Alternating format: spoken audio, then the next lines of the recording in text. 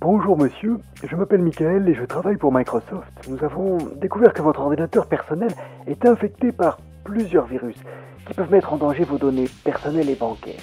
Et il est normal que votre antivirus n'ait rien détecté. Ce sont des virus très récents et très dangereux. C'est d'ailleurs pour cela que nous prenons les devants et que nous vous contactons. Et rassurez-vous, vous ne devrez rien faire. Nous allons nous occuper de tout pour vous. Vous devrez juste installer un programme gratuit qui va nous permettre d'accéder à votre machine pour que nous puissions la nettoyer.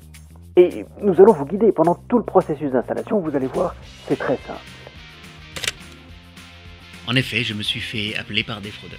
Alors, j'ai traduit la conversation en français pour les besoins de ce podcast parce qu'ils m'avaient appelé en anglais. Et comme vous l'avez vu dans le titre de cet épisode, eh bien aujourd'hui, nous allons parler ce qu'on appelle le Microsoft Scam. Cette fraude porte aussi le nom d'arnaque Microsoft ou d'escroquerie au support technique. Je vais vous expliquer comment les fraudeurs s'y prennent pour vous convaincre et en fait comment ils vont vider vos comptes bancaires sous vos yeux.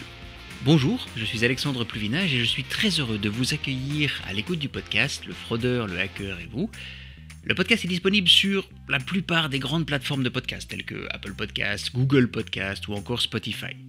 Sachez d'ailleurs que Danny enregistre ce podcast en néerlandais et vous le retrouverez simplement en cherchant The Fraudeur, The Hacker and Yeah sur ces mêmes plateformes.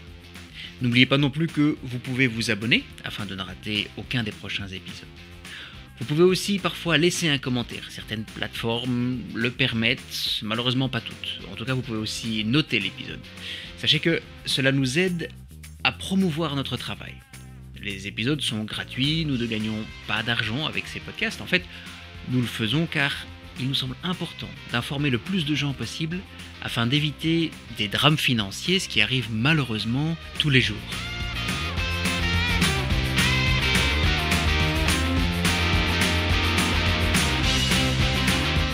La fraude se passe par téléphone.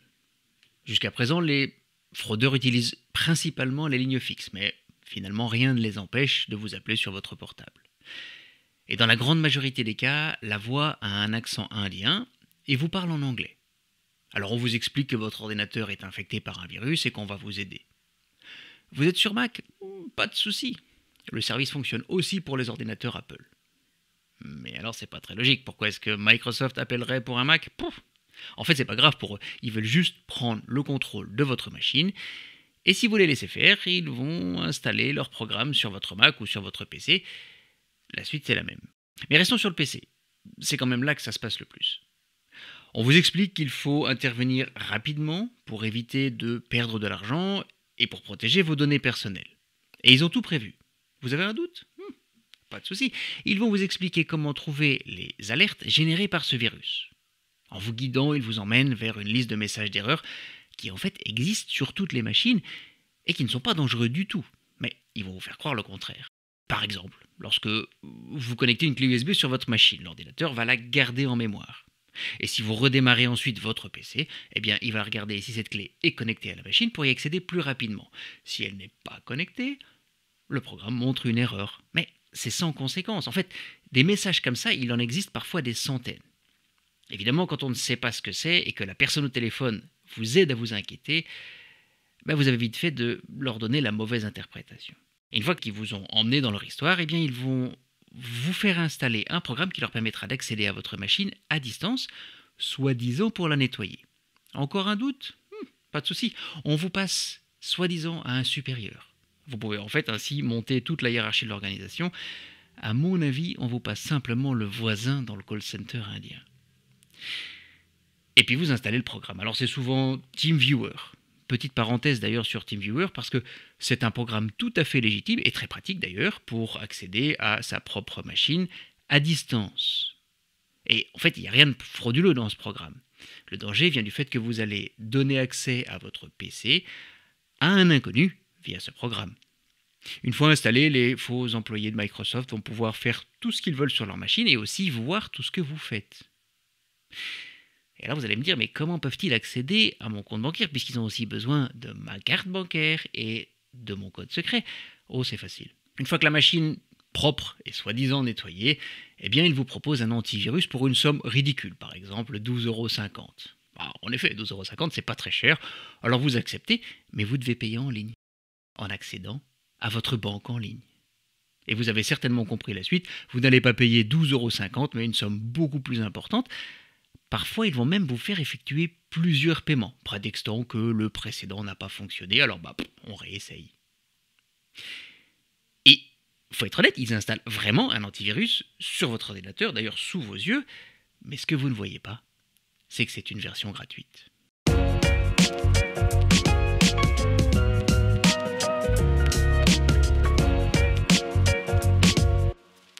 Il existe plusieurs variantes de cette escroquerie.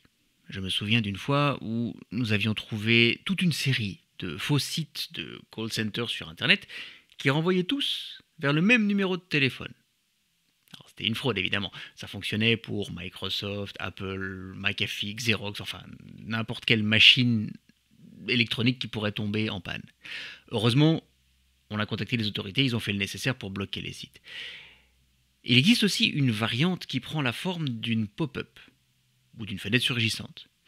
Vous surfez tranquillement sur Internet, une alerte attire votre attention, votre ordinateur est infecté, vous devez appeler d'urgence.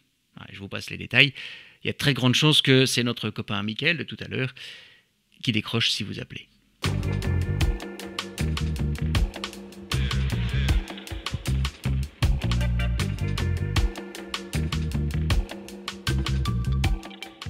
Éviter de tomber dans le piège des escrocs est assez facile quand on sait que finalement Microsoft n'appelle jamais ses clients spontanément. En fait, ils ne vous appelleront que si vous demandez qu'ils vous appellent. Beaucoup d'entreprises en ligne fonctionnent comme ça aujourd'hui. Je ne sais pas si vous avez déjà essayé d'appeler le call center d'Apple ou d'Amazon, ça fonctionne de la même manière. Vous devez d'abord vous rendre sur leur site internet et demander qu'on vous contacte. Et d'ailleurs, c'est très amusant parce qu'en général, votre téléphone sonne au bout de quelques secondes. Évidemment, d'autres éléments peuvent vous mettre la puce à l'oreille, comme l'accent indien, l'anglais, l'installation d'un programme à distance sur votre PC pour y donner accès à un inconnu. Donc, si on vous appelle parce que, soi-disant, votre ordinateur est infecté, raccrochez immédiatement, j'ai même envie de dire, sans vous excuser. Les gens à l'autre bout de la ligne cherchent à vous voler, ils ne méritent même pas votre respect. Et si vous avez un doute, faites tourner votre antivirus sur votre machine. Et oui, je vous conseille très fortement d'avoir un antivirus à jour sur votre PC. Personnellement, j'en ai un sur mon Mac. Nous avons publié un épisode de notre podcast sur les antivirus. Alors, c'était pour smartphone, mais si vous ne l'avez pas encore écouté, je vous recommande quand même d'aller y faire un tour. Et puis, rien ne vous empêche de vous rendre dans le magasin où vous avez acheté votre machine. Ils ont souvent un service pour aider leurs clients. Et retenez que ce n'est pas parce que l'on vous appelle que votre machine est infectée. S'il y a vraiment un virus sur votre ordinateur, ils n'en savent rien. C'est la même chose pour les pop-up qui attirent votre attention sur Internet parce que, soi-disant, votre ordinateur est infecté. Elles ne sont pas liées à un antivirus, ce sont de fausses alertes. Dans ce cas-là, ne cliquez sur rien et fermez la fenêtre. Et si ça ne fonctionne pas, redémarrez votre PC. Une dernière information intéressante à connaître, ils vont parfois vous demander d'éteindre votre téléphone portable en prétextant que cela peut créer des interférences avec votre connexion Internet. Alors, c'est une raison complètement ridicule, mais en revanche, ça leur permet d'éviter que vous ne soyez dérangé durant votre conversation. Il faut savoir que cette escroquerie a démarré à peu près en 2008, ce qui veut dire qu'aujourd'hui, ils ont beaucoup d'expérience. Donc, s'il vous plaît, ne vous laissez pas embarquer dans une conversation avec eux, ils sont très forts. Et d'ailleurs, si vous voulez écouter comment ils font, il y a pas mal de vidéos sur YouTube sur le sujet, avec des enregistrements en direct.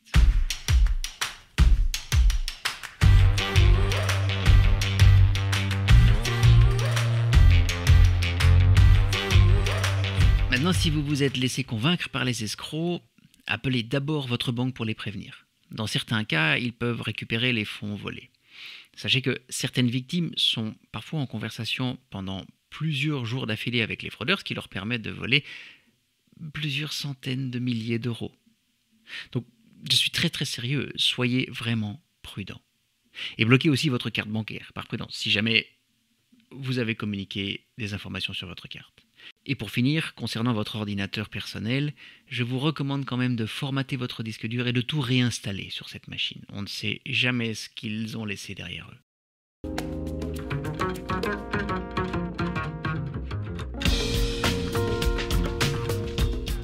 Vous en savez maintenant un petit peu plus sur l'escroquerie Microsoft.